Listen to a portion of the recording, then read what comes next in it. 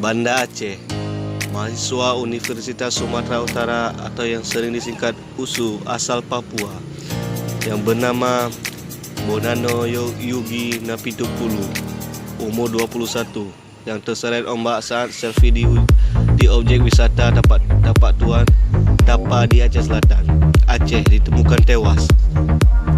Korban kedua ini ditemukan nelayan pada hari ketiga pencarian. Detik News.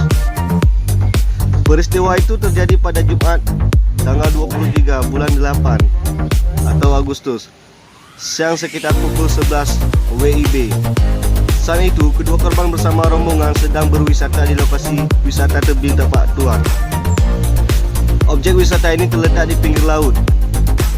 Saat setengah berfoto, tiba-tiba muncul ombak besar ke arah mereka.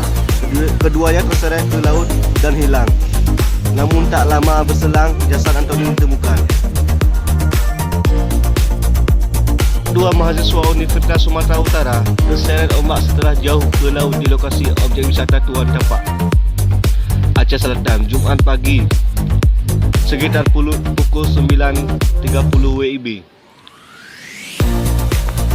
Mereka Antoni Marbun, umur 23, asal Parbotihan, Sumatera Utara, dan Bonano Yogi Napitupulu, umur 22 tahun, Abepura, Kota Jayapura, Provisi Papua, terseret ombak saat selfie di objek wisata Tapaktuan, Aceh Selatan.